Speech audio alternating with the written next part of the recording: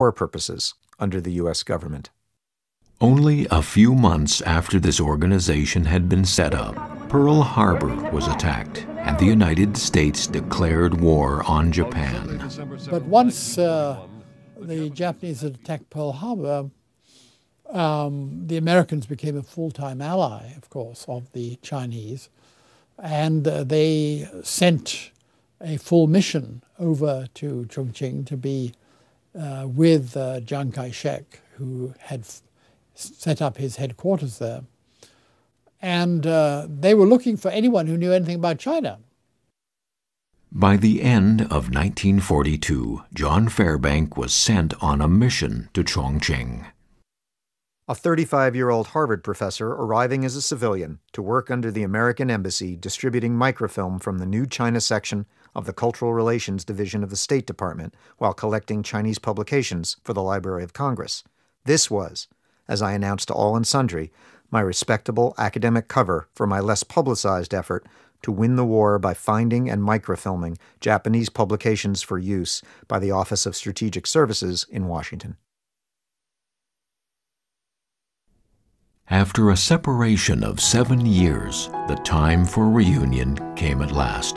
Liang and Lin often took a small stream ferry packed with people to the wartime capital Chongqing to apply for small grants from the Ministry of Education to keep up his academic pursuits. These journeys along the Yangtze River took 4 days. In Chongqing, the two men who had become friends a decade earlier met once again. John Fairbank recalled that Liang was so excited that they shook hands for 5 minutes.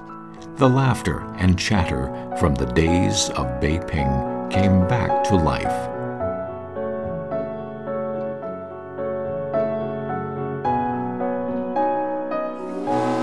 Two months later, John Fairbank took the passenger ferry up from Chongqing to the village of Lijuang to meet the other dear friend from whom he had been separated for 7 years, Lin Huiyin.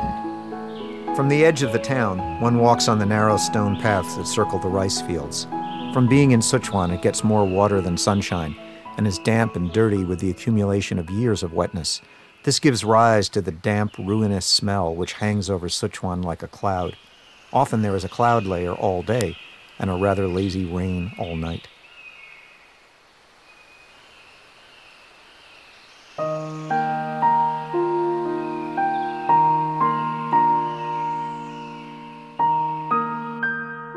你来了，画里楼阁立在山边，交响曲由风到风，草青到天，阳光投多少个方向，谁管？你，我，如同画里人掉回头，便就不见。" Phyllis is very thin, but for the moment quite full of life, and runs everything as usual by thinking about it before anyone else does. Meals occur by degrees, and after them we discuss things at length, she doing most of the talking.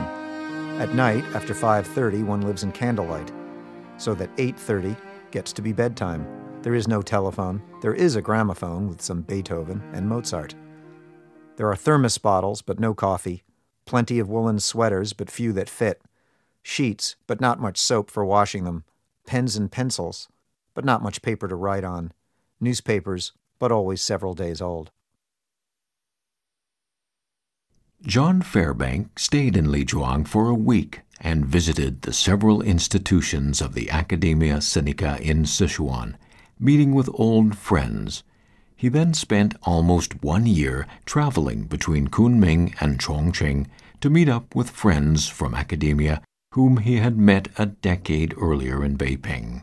He described in his memoirs what he saw of their living conditions. I was impressed by our friends' tenacity in continuing to function as scholars. Americans, I imagined, would have forsaken their books and turned to reconstructing their living conditions. But this highly trained Chinese community accepted the primitivism of peasant life and went on with their work. Starting in 1943, John and Wilma brought large amounts of vitamins and medicine through private channels. Wilma continually delivered necessities like fountain pens and wristwatches to the Kunming consulate, which then secretly distributed them. John wrote in his memoirs, "My private war had now emerged to help preserve the American-educated Chinese professors, some of whom were old friends from Peking." In the archives at Harvard Yenching Institute, we found the following. In the beginning of 1943, John Fairbank repeatedly asked the board to deliver aid to the Chinese scholars.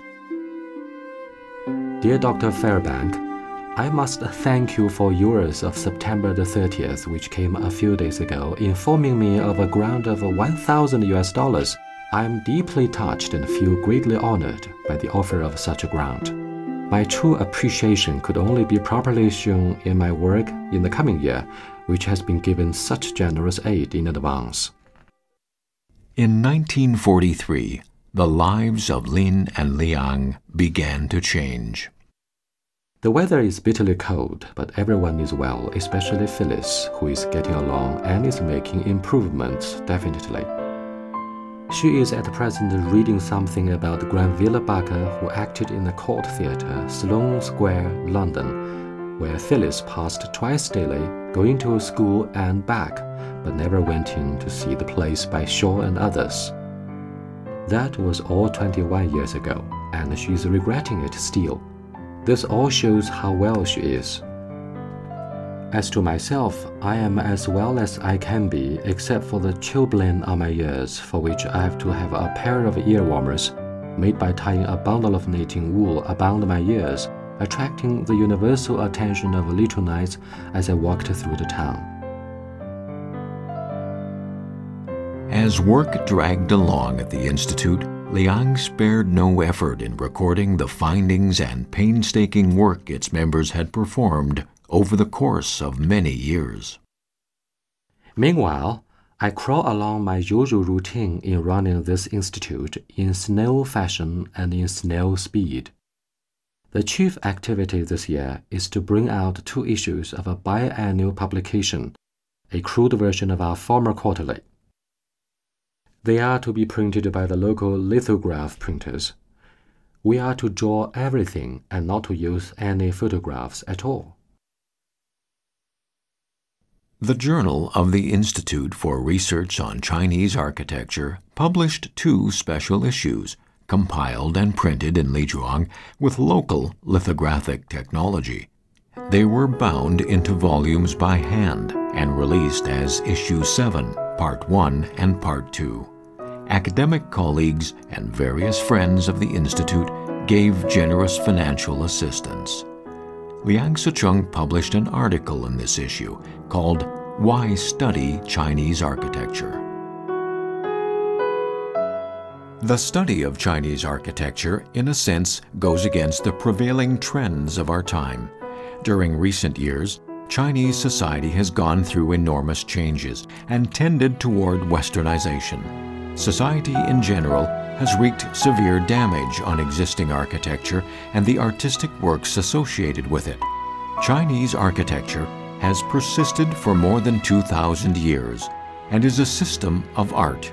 If we are to revitalize our country, then as we carefully arrange and preserve the historical relics of the many past dynasties, we cannot ignore the study of Chinese architecture. To do otherwise would be disrespectful to the glorious culture of the ancients. In the table of contents, we found a report by Liang Sicheng on the light of the Buddha temple in Wutaishan, which had been postponed for 7 years. Was this temple still standing after all these years of war? Liang Sicheng said that he hoped more than anything else that his pictures were not the only remaining record of the temple. The journal published an article by Lin Huiyin, a reference work on modern residential design. In 1944, despite having been confined to her sickbed for so long, she took up materials John and Wilma had sent from abroad. wrote on the issue of building low-rent housing in post-war China. 当然，我妈呢，就是作为一个女性，她这个社会责任感也是非常强的。这个，所以她在当时都真是病得快死了。但是她在床上，她想的是，抗战以后中国怎么建设，这个。而且就甚至于想到廉租房这些东西。当然，你要看这2篇文章，我会很感动的。During the long period in Lichuang, some hope finally emerged for Liang to achieve his old dream of translating the mysterious book. After more than 10 years of survey and research, it now seemed possible. I plan to do translation work, taking classical Chinese that is hard to understand and converting it into more accessible language and annotating all the impenetrable words, jargon, and names.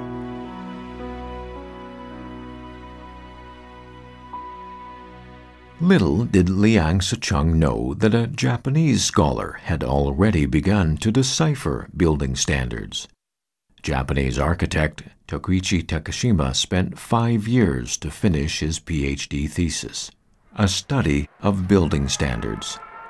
At the end of World War II, Japan was heavily bombed, and as he waited for his research to be printed, the 2 manuscripts were destroyed.